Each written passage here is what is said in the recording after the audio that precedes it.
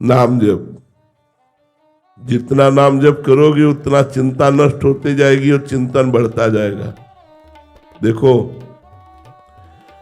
सबसे पहली चिंता का विषय होता है शरीर, फिर दूसरी चिंता का विषय होता है शरीर के भोग, फिर तीसरी चिंता का विषय होता है शरीर के संबंधी, फिर चौथी चिंता का विषय होता है इन सब का पालन पोषण करने के लिए धन। हम आपसे सच्ची कहते हैं, यदि आप नाम जप करोगे तो इन सब चिंताओं को मिटा देंगे भगवान, सब चिंताओं को मिटा देंगे। ना अर्थ की चिंता, न शरीर की चिंता, न परलोक की चिंता, न परिवार की चिंता, कोई चिंता छू नहीं रही और आनंद ही आनंद है। इसीलिए हम कहते हैं नाम जप करके। हम ऐसे नहीं बोल रहे आपको कि सब उत्तर नाम जप में घसीट देते हैं। जप करके देखो आप, अगर सब चिंताओं का नाश ना हो जाए तो आप हमें पूरा जीवन हो गया यही देखते हुए। आप अभी भगवान का आश्रय नहीं लिए, भगवान का नाम जप नहीं किए, इसलिए आपको लगता है ऐसा कैसे हो जाएगा।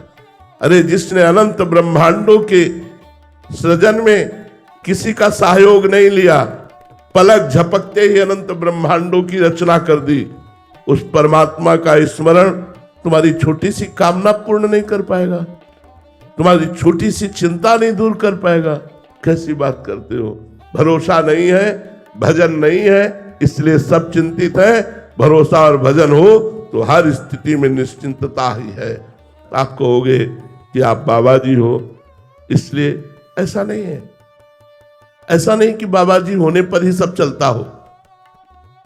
भगवान का आश्रय ले लो, सब तुम्हारी चिंताएं नष्ट हो जाएंगी, वादा है। भगवान का आश्रय ले लो और नाम जप करो, अगर चिंताएं मिट न जाए तो मुझे कहना। आप चिंताग्रस्त हो चुकी बहुत बड़े को भुला चुके हो। जो हमारे स्वामी हैं, जो हमारे अंशी हैं, जो हमारे ईश्वर हैं, उनको भूल चुके हो, इसलिए कर्म बंधन तुम्हें चिंता में डाले। नाम जप करो, देखो आनंदित हो जाओ। आश्रय उस परमात्मा का भजन, वही सुनने आए हो और वही सिखाने के लिए हम बैठे हैं। नाम जप करो और निश्चिंत हो जाओ, भरोसे पे हो जाओ। ऐसा काम गृहस्थी में आप देख लो, ऐसा काम बनेगा कि आप खुद निहाल हो जाओगे और निश्चिंत हो जाओगे। भगवान का भरोसा रखो और नाम जप करो। दो बात कर लो, फिर देख लो तुम्हारा जीवन कितना आनंदमय हो जाएगा। भरोसा संसार का रखते हो, कर्म पाप कर करते हो, भजन करते नहीं तो चिंता, भय, शोक, डिप्रेशन ये तो आएगा ही आएगा। निगेटिव विचार आपको परेशान कर देंगे। और भजन है तो पॉजिटिव विचारों का ऐसा खेल बना रहता है कि हर समय आनंद बना रहता है। हर दुख में, हर विपत्ति में एक अद्भुत आनंद। आप सोचेंगे दुख और विपत्ति में आनंद, अरे यही तो परमात्मा की शरण का चमत्कार है कि हर दुख, हर विपत्ति में एक अद्भुत आनंद, एक अद्भुत सुख। उस सुख को आप कल्पना भी नहीं कर सकते। इसलिए प्रार्थना है, जैसे डॉक्टर की दी हुई औषधि हम बिना प्रश्न किए खा लेते हैं रोग निवृत्ति के लिए, ऐसे समस्त दुखों के नाश के लिए आप एक संत की बात मान करके कि राधा राधा रटो। अगर आप रट के देख लो और खुद आप कुछ समय बाद बताना कि आपका जीवन कैसा है। बस जब तक पाप नष्ट नहीं होते तब तक आपको थोड़ा अनुभव नहीं होगा। जहां पाप नष्ट हुए तहां निहाल हो जाओगे, आनंद मगन हो जाओगे। आप जप के देख लीजिए। सीमा गुप्ता जी लखनऊ से। राधे राधे महाराज जी। महाराज जी, सन्मुख होए जीव मोहि जबहि, कोटि जन्म अग नासहि तबहि के अनुसार सन्मुख होने का क्या तात्पर्य है महाराज जी? जननी जनक बंधु शुद्ध दारा, तनु धन धाम सुहृद परिवारा, सबकी ममता ताग बटोरी, मम पद मनहि बांध बटोरी। इसे कहते हैं सन्मुख होना। माता पिता भाई बंधु घर मकान प्रतिष्ठा जीवन सब कुछ प्रभु के चरणों में समर्पित कर देना, इसे सन्मुखता कहते हैं। जब कोई प्रभु को अपना सर्वस्व मानने लगता है तो जगत से विमुख और प्रभु के सन्मुख माना जाता है। और जब प्रभु के सिवा और कोई है तो जगत के सन्मुख और प्रभु से विमुख माना जाता है। तो जब मेरे तो गिरधर गोपाल दूसरो न कोई, तो प्रभु की सन्मुखता हो जाती है। तब सहस्त्रों जन्मों के, करोड़ों जन्मों के पाप केवल भगवान के आत्मसमर्पण मात्र से नष्ट हो जाते हैं। सन्मुखता का तात्पर्य होता है आत्मसमर्पण, समस्त ममता को एकमात्र प्रभु के चरणों में समर्पित हो जाना। एक भरोसो, एक बल, एक आस विश्वास, एक राम घनश्याम हित चातक तुलसीदास। जैसे चातक सिर्फ स्वाति के बूंद को ही अपनी चोंच में लेकर के प्राण पोषण करता है, अन्य जल में नहीं। ऐसे ही जो एकमात्र भगवान का आश्रय, एकमात्र भगवान का चिंतन, एकमात्र भगवान से आशा, एकमात्र भगवान का बल, वो भगवान के सन्मुख माना जाता है। जो अन्य किसी का बल, अन्य किसी की आस, अन्य किसी से ममता, वो भगवान से विमुख और संसार के सन्मुख माना जाता है। समझ में आई बात? चैतन्य दास जी, राधे राधे महाराज जी। महाराज जी, पूज्य गुरुदेव भगवान ने कहा है कि राधा कृष्ण सीताराम जी संत भगवान की गोद में खेलते हैं। महाराज जी, संत दर्शन की विधि क्या है? हमें संत दर्शन कैसे करना चाहिए जिससे विरक्त संत और साधक को जल्दी लाभ मिले? पहली बात तो है,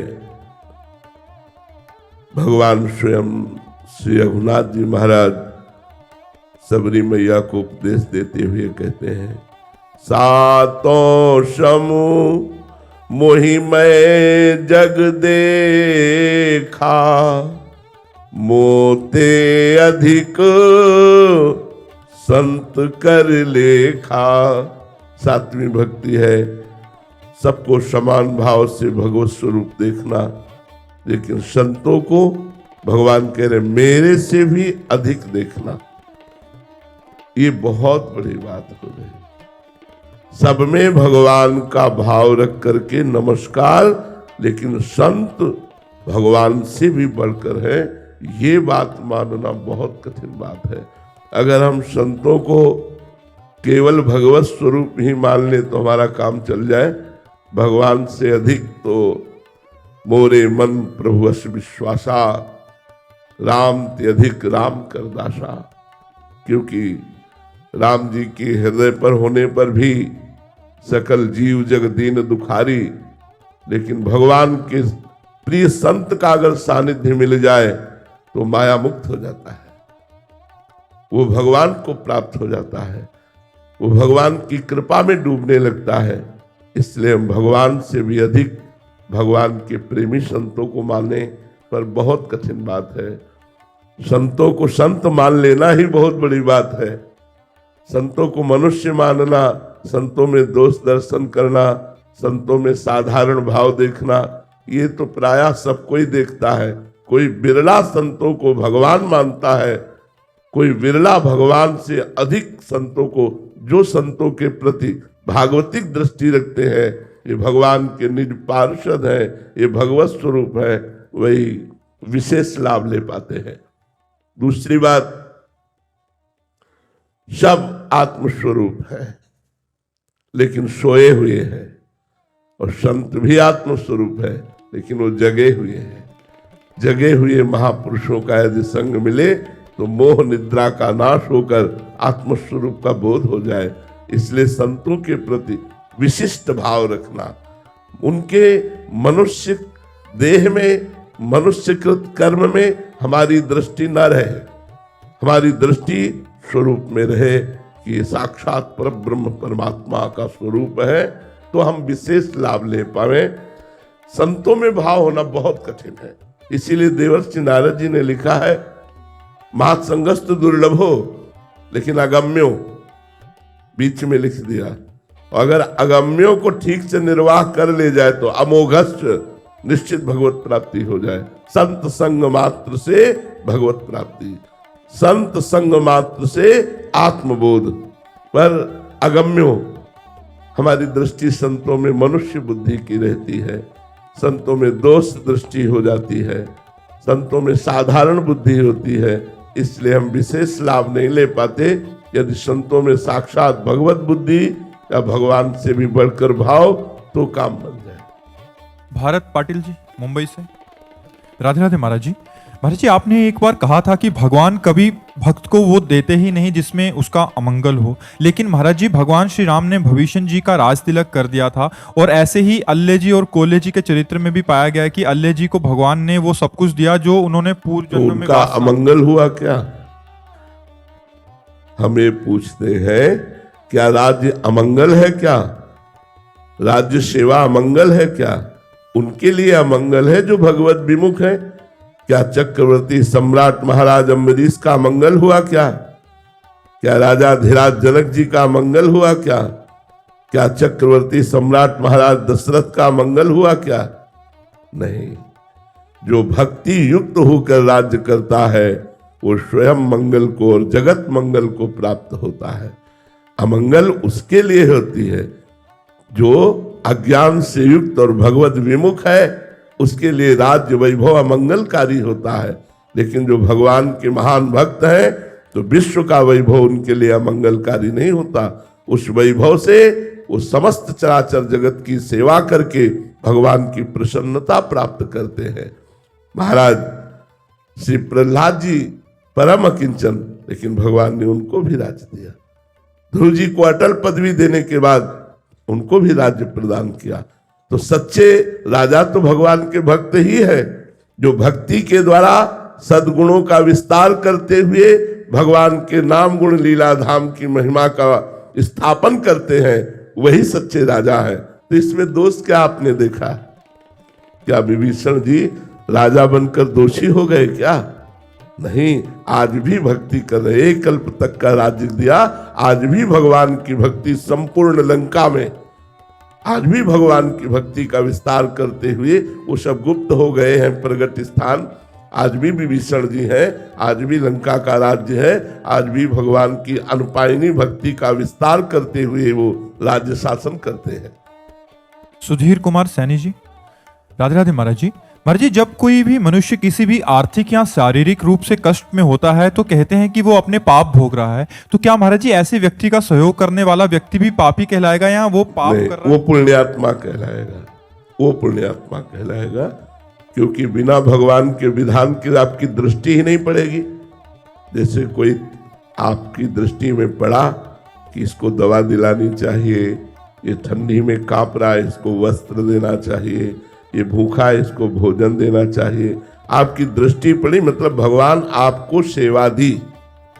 अब आप जो सेवा करेंगे आपका पुण्य होगा और उसका प्रारब्ध क्षय हो जाएगा, उसके प्रारब्ध का नाश होगा और आपका पुण्य बढ़ेगा। ऐसा नहीं कि किसी दुखी की सहायता करना उसके पाप के भागी बन जाना है, ऐसा नहीं। किसी दुखी की सहायता करना उसके दुख की निवृत्ति और आपके पुण्यों की वृद्धि, आपका नया कर्म बना और उसका आपके सद्भावना से पाप कर्म नष्ट हुआ, तभी उसको सुख मिलेगा और आपको पुण्य बढ़ेगा। कृष्ण कन्हैया जी अंबाला से। राधे राधे महाराज जी। महाराज जी, शुद्ध भक्ति बिना दिखावे और बिना प्रपंच के कैसे करें? अंदर ही अंदर नाम जप करो। नाम जप ही भगवान की भक्ति का प्रधान अंग है और इसमें किसी भी तरह का कोई दिखावा नहीं है। अभ्यास के लिए काउंटर या माला की जरूरत होती है। अगर हम बिना माला और काउंटर के भी अभ्यास करें, कोई बाहरी चिन्ह नहीं, आप महान भक्त भी हैं और बाहरी कुछ देखने में भी नहीं आ रहा, ये भगवान का नाम निरंतर चलना ही सबसे बड़ी भक्ति का स्वरूप है। अव्यावृत भजनात् ये भक्ति का स्वरूप है। अखंड भजन, निरंतर नाम जब चल रहा है, ये तो हमारे आचार्यों द्वारा प्रदान की हुई वेशभूषा है। आचार्यों द्वारा तिलक कंठी वेशभूषा प्रदान की जाती है, ये भी भक्ति में सहायक होती है। पर यदि कोई इसे ना धारण करे और भक्ति करना चाहे तो भगवान का निरंतर नाम जप करे, इसमें कोई भी किसी भी तरह के दिखावे की जरूरत नहीं है। खूब अंदर ही अंदर भगवान का नाम जप करे। अपवित्र हो या पवित्र हो, पढ़ा लिखा हो या मूर्ख हो, बूढ़ा हो या जवान हो, कहीं कैसा भी हो, पुरुष नपुंसक नारीवा जीव चराचर कोई, सर्व भाव भज कपट तज मोहि परम प्रिय सोई। भगवान कह रहे प्रिय ही नहीं, वो परम प्रिय है, चाहे स्त्री हो, चाहे पुरुष हो, चाहे नपुंसक कोई भी हो, यदि मेरा नाम जप करता है कपट त्याग करके, छल त्याग करके, तो भगवान कहते हैं मुझे परम प्रिय है। सुख निधि शरण जी वृंदावन से। राधे राधे महाराज जी। महाराज जी दंडवत प्रणाम। महाराज जी जन्म जन्म मुनि जतनु कराही, अंत राम कही आवत नाही। महाराज जी अनेक जन्मों में मुनिजन भजन साधन करते हैं, फिर अंतिम समय में ऐसा क्या होता है कि वो भगवान नाम नहीं ले पाते? तो आपने ऐसा अर्थ क्यों किया? इसका सही अर्थ करो ना। जन्म जन्म मुनि जतन कराही और अंतराम कही आवत नहीं। फिर वो सृष्टि में नहीं आते, उनका जन्म मरण नष्ट हो जाता। अधूरा अर्थ क्यों करते हैं आप? ऐसा अर्थ क्यों किया कि अंत में राम का स्मरण नहीं होता? सही अर्थ करो। जन्म जन्म मुनि जतन कराही। जब मुनि जन जन्म जन्मांतर भजन करते हैं तो अंत में भगवान राम का स्मरण होता है और फिर वो सृष्टि चक्र में नहीं आते। देखो ना, जन्म जन्म मुनि जतन कराही, अंत राम कही आवत नहीं। वो इस सृष्टि में आते नहीं। क्या परेशानी है? अर्थ सही करो तो कोई परेशानी नहीं, और अर्थ का अनर्थ घसीटो तो परेशानी है। अरे जन्म जन्मांतर अभ्यास करे और उनका भगवान का स्मरण न हो, इतना स्मरण छोटा हो गया, कैसी बात करते हो? स्पष्ट उसका अर्थ है जन्म जन्म मुनि जतन कराही और अंतराम कही आवत नहीं। इस सृष्टि में फिर पुनः नहीं आते। समस्या का समाधान है कि नहीं इसी में जी। रौनक जी नेपाल से। राधे राधे महाराज जी। महाराज जी कर्ता भाव नष्ट नहीं हो रहा, ये अहम बार बार गिराता रहता है, नाथ कृपा करो। हाँ, इसको समर्पण भाव में ले आओ, कोई बात नहीं। मैंने किया, लेकिन हे कृष्ण मैं आपको अर्पित करता हूं। कृष्णार्पणमस्तु। पानी से लेकर, भोजन से लेकर, वस्त्र से लेकर, कर्म से लेकर सब कुछ कृष्णार्पणमस्तु। खत्म खेला अहंकार का। अहंकार से भरकर हम कर रहे हैं, लेकिन उस कर्म को हम कृष्णार्पणमस्तु कर दे रहे हैं। बढ़िया काम हो गया। वो अहंकार का फल नहीं मिलेगा, कृष्णार्पणमस्तु का फल मिलेगा।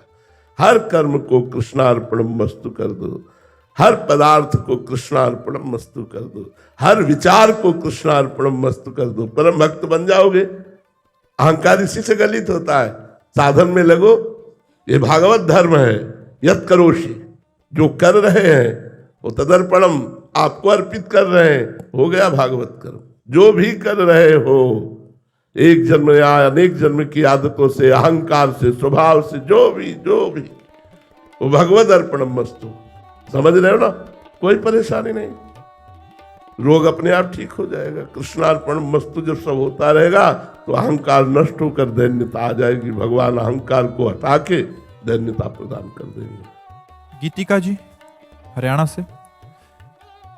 राधे वल्लभ श्री हरिवंश महाराज जी। महाराज जी गुरुदेव, यदि वो मैं वही हूं जो शास्त्र कहते हैं, ना जन्म लेने वाली हूं, ना मरने वाली, ना करता ना भोगता, तो फिर मैं जो रोज डरती हूं, टूटती हूं, उम्मीद करती हूं, भटकती हूं, वो कौन है? यदि ये अहंकार है तो इसका वास्तविक क्यों लगता है मुझे? देखो, पहली बात तो इतना ज्ञान छा गया है कि आप अपने को शास्त्रीय शब्द बोलते हुए स्त्रीलिंग में बोल रहे हैं ना। आध्यात्मिक प्रश्न करते हुए भी स्त्रीलिंग में बोल रहे हैं, अर्थात आप अपने को स्त्री माने हुए है ना। आप दर्पण में देखती हैं तो आप ये मानती है ना मेरा चेहरा है, जबकि वो आपके पांच भौतिक ढांचे का चेहरा है। इतना ज्ञान बढ़ गया है कि अजन्मा अविनाशी परमात्मा स्वरूप होकर के भी वो जन्म मरण को कर्म बंधन से युक्त होकर के बार बार दुख सुख क्लेश अशांति चिंता भय शोक इसको भोग रहा है। इसी अज्ञान की निवृत्ति जब किसी महापुरुष की शरण लेकर उनके द्वारा बताई हुई साधना की जाती है तो निवृत्त हो जाती है। शरीर राग निवृत्त हो जाता है। शरीर राग निवृत्त होने पर कितना आनंद है आप अनुभव नहीं कर सकते, कल्पना नहीं कर सकते, भावना नहीं कर सकते। एक असीम आनंद। बस भक्ति जनित है तो केवल रोने का मन होता है। सत्य मानिए, उस आनंद में केवल रुदन आता है कि कितने करुणा में भगवान है। ज्ञान का स्वरूप होता है तो उदासीन स्थिति में अखंडानंद में स्थित रहता है। इसलिए साधना करनी पड़ेगी। ये बुद्धिगत तो है नहीं, साधना से जब ज्ञान उदय होगा, श्रद्धावान लभते ज्ञानम तत्परासहितेन्द्रिया ज्ञानम लब्ध्वा पराम शांति मचिरेणाधिगच्छति। जब श्रद्धा से किसी महापुरुष का आश्रय लोगी तो वचन ज्ञान होगा, और जब वचन ज्ञान से इंद्रियों को अपने अधीन करोगी तो सत्य ज्ञान प्रकाशित होगा, जिससे आप अपने स्वरूप को जान जाएंगी और जन्म मरण से मुक्त हो जाएंगे। Doctor K G. गुप्ता जी। राधे राधे महाराज जी। महाराज जी, रसिक संतों की संगति के बिना प्रेम लक्षणा भक्ति प्रकट में नहीं हो सकती हृदय में। महाराज जी, जो भक्त वृंदावन के आश्रित हैं लेकिन अभी उन्हें वास नहीं मिल पा रहा, तो उन्हें रसिक संतों का साथ कैसे प्राप्त हो सकता है? वचन के द्वारा। कलयुग भगवान की इतनी कृपा है कि मोबाइल की रचना हो गई है, तो कहीं से भी बैठे आप सुन सकते हो, अमेरिका से बैठे सुन सकते हो। आप लोग मोबाइल की ही प्रेरणा से तो यहाँ बैठे हो। प्रगट में अगर आए हो तो मोबाइल ही बुला के लाया है आपको। तो अगर मोबाइल से हम संतों का संग सुने तो केवल भावना है ना। हम आंख मूंद ले, प्रवचन सुन रहे हो, भावना कर रहे हैं, राधा के कुंज में बैठे सुन रहे हैं, तो वहीं बैठे सुन रहे हैं।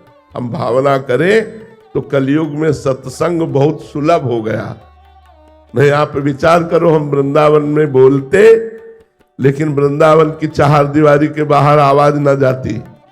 आज देश विदेश सब जगह यहाँ जो बोला जाता है वो पहुंच जाता है। कितनी कृपा कलयुग में भक्ति के लिए, कितना सहज कर दिया गया कि हम दूर देशों में बैठकर अपने संतों की वाणी सुन सकते हैं। बड़े बड़े संत भगवान कृपा करके बोलते हैं और अपनी वाणी को YouTube में डलवा देते हैं। तो सोशल मीडिया के स्तर पर देखो तो कितने संतों की वाणी है। खूब सुनो, खूब सत्संग करो, चाहे जिस संप्रदाय का, चाहे जिस रस का, चाहे जिस मार्ग का। आपको अष्टांग योग, सांख्य योग, कर्म योग, भक्ति योग, प्रेम योग, सबके सत्संग मिलेंगे। जहां जिस महापुरुष के प्रति आपकी श्रद्धा हो उसी का सर्च करो और सत्संग सुनो। और कभी कभी आकर के प्रगट में बैठ जाया करो, बकाया रोज सत्संग सुनो, मोबाइल से बढ़िया काम बन जाएगा। बहुत से ऐसे भाई लोग हैं जो आए तो आज है, सुधर पहले गए हैं। आए आज हैं लेकिन अपने जीवन को सुधार पहले लिया है मोबाइल से। तो हमें लगता है प्रगट सत्संग ही मोबाइल में जो पहुंचता है वो प्रगट सत्संग जैसा ही लाभ देता है, यदि हम श्रद्धा और विश्वास के साथ सुने और आचरण में उतारें। रजनीश गुप्ता जी। राधे राधे महाराज जी। महाराज जी, हमने अपने अंदर राधा रानी के लिए रोना और तड़पना कब आएगा और कैसे आएगा? नाम जप, नाम जप, नाम जप करो भाई। जितना नाम जप अधिक करोगे उतने उदासीनता बढ़ेगी। जब लगता है कोई मेरा नहीं हो, जिनके लिए मैं जप कर रहा हूँ, कष्ट सह रहा हूँ, वो दिखाई नहीं दे रहे, तो रोना आने लगता है। यही रोना विरह बन जाता है और यही विरह मिलन करवा देता है। नाम जप करो। प्रेम मूल यह नाम है, प्रेमी रसिक जपत यह नाम। प्रेम मगन निज बन विश्राम, श्री हरिवंश जहार है। प्रेम प्रवाह परे जन सोई, तब क्यों लोक वेद सुधि होई। जब हरिवंश कृपा करी, व्रत संयम तब कौन कराए। इसलिए नाम जप, निरंतर नाम जप का अभ्यास करो, सब प्राप्त हो जाएगा। ज्ञान, वैराग्य, भक्ति, प्रेम सब प्राप्त हो जाएगा। योग सब प्राप्त हो जाएगा। नाम जप करो। तेषाम सतति युक्तानाम भजताम प्रीति पूर्वकम ददामि बुद्धि योगम तम ये मामुपयांति। भगवान योग प्रदान कर देते हैं जो निरंतर नाम जप करता है। जप के देखो भैया, हम छाती की बात कहते हैं, कुछ अच्छा नहीं लगता, कुछ अच्छा नहीं लगता। कैसे प्रभु मिले, कैसे प्रभु को रिझाऊं, कैसे प्रभु प्रसन्न हो, कोई बता दे, मार्ग बता दे, कोई कृपा कर दे। वो बावरा बना हर समय प्रभु के विषय में डोलता है जो निरंतर नाम जप करता है। बातन प्रीति न होए सखीरी, बातों से तो प्रेम होने वाला है नहीं। नाम जप करो। नाम जप करना सबसे कठिन है। आप जप के देखो, मन तमाशा दिखाएगा संसार का, आकर्षित करेगा मनोरंजन संसार का। अगर उस आकर्षण को काट करके नाम जप करके निकल गए तो माया मुक्त हो जाओगे। नाम जप करो। उदित जी मुंबई से। राधे राधे महाराज जी।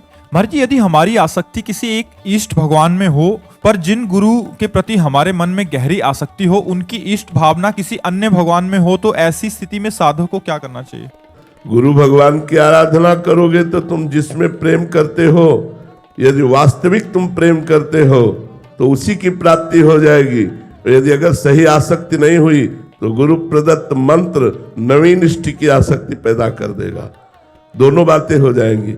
जैसे आप राम जी से प्यार करते हो, श्याम जी वाले गुरु जी हैं, तो आपको राम जी की ही प्राप्ति होगी उनकी आराधना करने पर। और यदि अभी राम जी से प्रीति नहीं हुई, केवल कह रहे हो, तो फिर श्याम जी का मंत्र जाते ही श्याम जी में प्रीति होने लगेगी। संत और गुरु की आराधना कल्प तरु के समान है, जो चाहोगे वो प्राप्त हो जाएगा। ऐसा नहीं है कि रामोपासक संत का आश्रय लो तो श्यामोपासक भक्ति में बाधा पड़ जाएगी, या श्यामोपासक संत का आश्रय लो तो राम भक्ति की उपासना में बाधा पड़ जाएगी। ऐसा नहीं है। संत कल्प तरु है, जहां जो आराधना करता है सबका पोषण होगा। अब हम प्रियालाल के उपासक हैं और कौन नहीं आता यहां, तो हम सबको हृदय से कहते हैं, सबको हृदय से नमन करते हैं और सबके हृदय को संतुष्ट करने की चेष्टा करते हैं, तो सबको सुख मिलता है, सबको सुख मिलता है। कोई ऐसा यहां से नहीं कि मैं अमुक उपासक था और इनके पास आया तो असंतुष्ट हो गया। अगर वो काली का भी उपासक है तो मामा कह के ही भावुक होकर के निकलेगा। वो ऐसा नहीं होगा कि वो असंतुष्ट हो जाए कि मैं और उपासक हूं और ये और उपासक है। संतों के यहां ऐसा नहीं होता। संत कल्प तरु होते हैं, जो भावना लेकर जाओगे उसी की पुष्टता हो जाएगी, वही आपकी भक्ति बढ़ जाएगी। ऐसा ना सोचो कि गुरु और इष्ट की आराधना करते हैं तो हम जो इष्ट चाहते हैं उस इष्ट में बाधा पड़ जाएगी, ऐसा नहीं होता। मिली सैनी जी जयपुर से। राधे राधे महाराज जी। महाराज जी, परदोष दर्शन या परदोष चिंतन में क्या क्या शामिल है? सब कुछ। किसी के प्रति जरा भी हे भाव आए तो बस जान लो परदोष दर्शन प्रारंभ हो गया। हे भाव ना कर, सब में भगवत भाव आवे। भगवत भाव के सिवा और जो भी दर्शन हम करते हैं वो सब दोष दर्शन ही करते हैं। इसीलिए भगवान ने लिखा है, अद्वैष्टा सर्वभूतानाम मैत्रः करुण एवच निर्ममो निरहंकारा सम दुखा सुखा क्षमी। मुझे कौन भक्त प्रिय है? जो अद्वैष्टा, समस्त भूतों में दोष रहित दृष्टि। तो दोष रहित दृष्टि क्या होती है? सिय राम में सब जग जानी, करो प्रणाम जो रिजुग पानी। सारा जगत भगवत स्वरूप है, इसके सिवा और हम जो कुछ देखते हैं वो सब दोष दर्शन ही है। सुनहु तात मायाकृत गुण और दोष अनेक। कहां तक वर्णन करे? गुण या उभय न देखी, देखी स्वविवेक। सबसे बड़ा गुण है न गुण देखना न दोष देखना, भगवत बुद्धि करना। सब भगवान के स्वरूप है ऐसा मानना। इसके अलावा जो हम देखते हैं उसमें गुण दोष बुद्धि हो ही जाएगी। गुण में स्तुति और दोष में निंदा। जहां स्तुति निंदा के चक्कर में पड़ा तो माया प्रपंच उसे फंसा लेता है और उसके हृदय को मलिन करके कामादि दोषों से युक्त कर देता है। इसलिए परदोष दर्शन, परदोष चिंतन, परदोष कथन, परदोष श्रवण, ये सब वर्जित है परमार्थ में। जहां पर चर्चा शुरू हो भगवत चर्चा के सिवा, वही रोक देना चाहिए। तब सुख हरिवंश गुण नाम रसना रटत और बहुवचन अति दुख दानी। भगवान की चर्चा के सिवा जहां किसी व्यक्ति की चर्चा हुई तो या गुण दोषमयी चर्चा होगी, या राग होगा या द्वेष होगा। इसलिए गुण दोषमयी चर्चा का त्याग करके सबको भगवत स्वरूप मानना, यही मूल समझ लीजिए। अलग अलग कहां तक वर्णन करे? सुनो तात मायाकृत गुण और दोष अनेक, कहां तक वर्णन करे?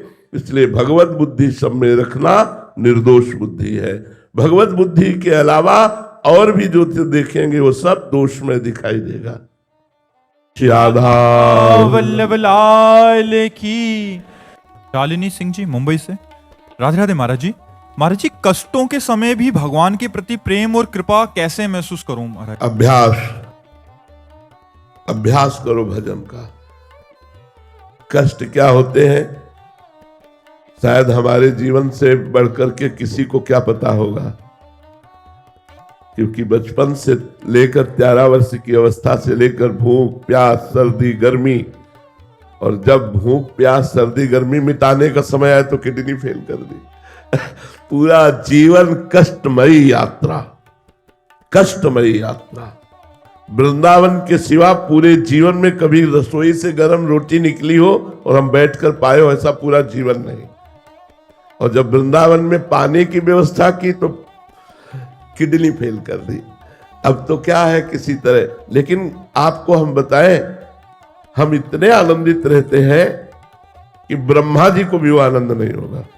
ये हम वृंदावन में बैठ के कह रहे कि ब्रह्मा जी को भी वो आनंद नहीं होगा जो आनंद प्रेमानंद को है। कष्ट क्या है? कुछ नहीं है, मन का एक भ्रम है। अगर मन सच्चिदानंद भगवान में लगा है तो कष्ट कोई अपना अस्तित्व नहीं रखता, क्योंकि आगमा पाइनो अनित्यास, नाशवान है, आने जाने वाले हैं। और भगवान सच्चिदानंद रहे। सावई मनः कृष्ण पदारविंदयो। यदि मन भगवान के चरणों में लगा है, नाम जब चल रहा है, कष्ट क्या है? कुछ नहीं है। आप कह रहे हो कि कष्ट कुछ है नहीं, मैं तो बहुत पीड़ित हूं, जैसे लोग कह सकते हैं। हम आपको फिर प्रमाण देते हैं कि हमारी जैसी पीड़ा नहीं होगी। पूरे शरीर में हर समय पीड़ा ही पीड़ा, कोई अंग नहीं जो पीड़ा न करता हो, क्योंकि किडनी फेल है। जरा सा इन्फेक्शन पूरे शरीर में हाहाकार मचा देता है। लेकिन कोई दिन अभी तक वर्षों से ऐसा नहीं हुआ कि कोई दिनचर्या टूटी हो, और क्या क्या नहीं हुआ होता है, तो जो पास रहते हो जानते हैं। लेकिन आपके सामने बिल्कुल शुद्ध स्वस्थ पवित्र। क्यों? क्योंकि भगवान का कृपा प्रसाद निरंतर प्राप्त होता रहता है, भगवान में चित्त जुड़ा रहता है, इसलिए हम हर समय आनंदित रहते हैं। कष्ट कष्ट ही नहीं है। भगवान का जहां स्मरण है वो कष्ट कष्ट ही नहीं है। कष्ट और विपत्ति तो तब है जब भगवान का स्मरण न हो। कहा हनुमंत विपत्ति प्रभु सोई, जब तो सुमिरन भजन न होई। भगवान का सुमिरन नहीं हो रहा, वही विपत्ति है। महाराज जी, क्या आपको शरीर में कष्ट है ये समझ आ रही है? क्योंकि हम पास रहते हैं, दर्द तो होता है, बट महाराज जी उस समय आप क्या विचार करते हैं, या इसका ध्यान ही नहीं करते हैं? क्या होता है महाराज जी? ऐसे कष्ट नजर आता है जैसे पड़ोसी के नजर आता हो। हमको कष्ट ऐसे नजर आता है जैसे पड़ोसी के नजर आता हो। तो हम सुरक्षित हैं, शरीर बीमार है। महाराज ये समझ नहीं आ रही महाराज जी। कैसे समझ में? गोस्वामी जी ने लिखा है, यह रहस्य रघुनाथ कर बेगी न जाने कोई, जो जाने रघुपति कृपा सपन्यों मोहन होई। जो भगवान के रहस्य को, अपने स्वरूप को जान जाता है, वो फिर भ्रमित नहीं होता। इसलिए भयानक से भयानक पीड़ा में भी भगवदानंद बना रहता है, और भगवदानंद के प्रभाव से किंचन मात्र दुख का अनुभव नहीं होता। पहेली का कब रहस्य समझ आएगा महाराज? जब चित्त वृत्ति एक भी सेकंड के लिए संसार में नहीं जाएगी, केवल भगवान में रहेगी, तब इस पहेली का। तभी एक ने कहा था, हम आपको जान गए। तुम कहा नहीं भैया, तुम 5 भौतिक शरीर को देखकर कह रहे हो जान गए, प्रेमानंद को जान लोगे तो तुम निहाल हो जाओगे। प्रेमानंद को तुमने नहीं जाना, 5 भौतिक शरीर को देखकर तुम कह रहे हो हमें नहीं जाना। हमें जान जाओगे तो निहाल हो जाओगे, निर्विकार हो जाओगे, दुखों का अंत हो जाएगा। महाराज जी आप कौन है?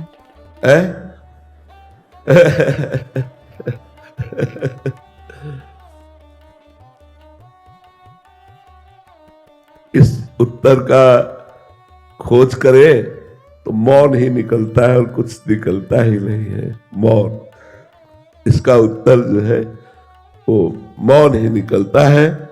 हाँ, प्रकट में वचन के द्वारा हम ये कह सकते हैं हम राधा दासी हैं, हम प्रियजू की सहचरी हैं। लेकिन क्या हमारा स्वरूप है? इस 5 भौतिक प्राकृतिक वाणी की सामर्थ्य नहीं, कि वो हमारे स्वरूप का वर्णन कर सके। महाराज जी, हम जैसों को अनुभव हो सकता है उसका? हो सकता है जब पूर्ण आज्ञा का पालन करते हुए आप अनुभव करना चाहें और हम कराना चाहें, आप अनुभव करना चाहें और हम कराना चाहें तो हो सकता है। जो किशोरी महात्मानम किमी सुकुमारी कले, जो किशोरी जी का स्वरूप है ठीक प्रतिबिंब रूप सहचरी होती है। जो लाडली जी का स्वरूप है कि कोटि कोटि रसना जो रोम रोम प्रति होए, प्यारी जी के रूप को न प्रमाण कहो जाता है। ऐसे ही करोड़ों रसना हो तो प्यारी जी की सहचरी का स्वरूप वर्णन नहीं हो सकता। लक्ष्मी कोटि विलक्ष लक्षण लसल लीला किशोरी सतई राधाध्यम ब्रजमंडलेति मधुरम राधाभिधानम। करोड़ करोड़ लक्ष्मी आश्चर्यचकित हो जाए ऐसी राधा सहचरी है। एक राधा सहचरी करोड़ करोड़ लक्ष्मी आश्चर्यचकित हो जाए। अब ये इसीलिए ये चर्चा कभी हम करते नहीं, क्योंकि ये एकांतिक और हृदय का विषय है। तो जब गुरु कृपा करते हैं, लाडली जी कृपा करती हैं, तब समझ में आता है कि मैं किसके पास हूं। अभी जैसे आप हो तो माया का पर्दा लगा हुआ है हमारे आसपास। आपको एक पुरुष दिखाई देगा, आपको एक साधक दिखाई देगा, आपको एक संत दिखाई देगा, लेकिन हम जो है वो नहीं देख पाओगे। पर्दा लगा त्रिगुणात्मिका माया का, और वो पर्दा जो हटेगा तो उसी के सामने हटेगा जो उतनी योग्यता भजन के द्वारा प्राप्त की है, और वो हटाना चाहे पर वो बेपरद आना चाहे, तब वो दर्शन हो जाते हैं कि हमारे गुरुदेव क्या है। जैसे गुरु के लिए कहा गया साक्षात पर ब्रह्म परमात्मा, गुरु ब्रह्मा गुरु विष्णु गुरुदेव महेश्वरा, गुरु साक्षात पर ब्रह्म तस्मै श्री गुरुवे नमः। कहां आप गुरु को साक्षात पर ब्रह्म देख पा रहे हैं? गुरु को एक मनुष्य रूप देख पा रहे हैं। पर ब्रह्म, तो फिर हमें साक्षात्कार किसका करना है? मैं अपने गुरुदेव को देख रहा हूं, पर ब्रह्म को देख रहा हूं। मैं अपने गुरुदेव से बात कर रहा हूं, पर ब्रह्म से बात कर रहा हूं। मुझे अब और कोई पर ब्रह्म नहीं चाहिए। ध्यान मूलम गुरु मूर्ति, पूजा मूलम गुरु पदम, मंत्र मूलम गुरु वाक्यम, मोक्ष मूलम गुरु कृपा। शिष्य निहाल हो जाए यदि गुरु को ऐसे मान ले, ऐसे समझ ले, और भगवान की कृपा से ऐसी समझ आती है। भगवान ने जो सेवा दी है, अपना यदि कर्तव्य कर्म हम भगवान की पूजा मान करके करें तो बहुत बड़ी सेवा मिली है। हमारे राष्ट्र की सेवा, हमारे समाज की सेवा, ये सब भगवत स्वरूप है। हम कभी भय और प्रलोभन से परास्त ना हो, भय और प्रलोभन से परास्त ना हो, और अपने कर्तव्य का पालन करते हुए भगवान का स्मरण करें, तो इसी से भगवत प्राप्ति हो जाएगी। यही भगवान की पूजा है। अर्जुन जी ने कहा मैं युद्ध न करके संन्यास लेना चाहता हूँ। भगवान ने मना किया कि संन्यास न लेकर युद्ध करना अनिवार्य है। अर्थात भगवान अपने कर्तव्य पर बहुत ध्यान देने की बात करते हैं। तो जो आपका पद है, जो आपका कर्तव्य है, वो राष्ट्र सेवा से युक्त है। आपको मनोयोग से अपने कर्तव्य का पालन करें और भगवान की स्मृति से युक्त रहें, क्योंकि सारा का सारा खेल भगवान का ही है। तो हम भगवान की स्मृति से युक्त रहे तो हमें आगे और बढ़ करके सेवा मिले, और हमारा जन्म पुनः भारत में हो, और हम ऐसे ही सेवा परायण रहें। अब हम नीच योनियों में ना जाए, ऐसे हमारे कर्म होने चाहिए।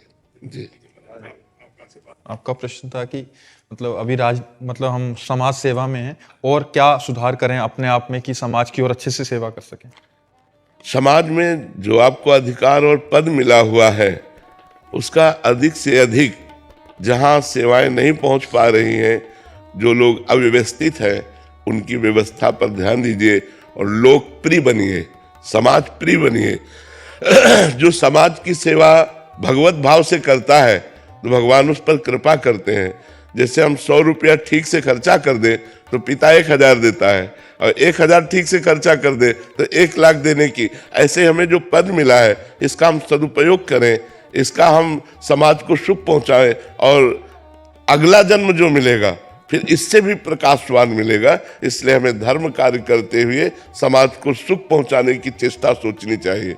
जो पदों पर बैठकर अपने सुख के लिए सोचते हैं वो गलत है। पद पर तुम्हें पिता और माता की तरह बैठाला गया है। बहुत बड़ा अधिकार मिला है आपको समाज की सेवा का, बहुत बड़ा अधिकार मिला है। आप हमारे समाज को सुखी कर सकते हैं। अगर हम भय और प्रलोभन से बच जाएं, और अपने समाज की सेवा करें, तो हमारी यही भक्ति है। अलग से लेकर माला चलाने की जरूरत नहीं, हम समाज की सेवा करें, यही भक्ति है।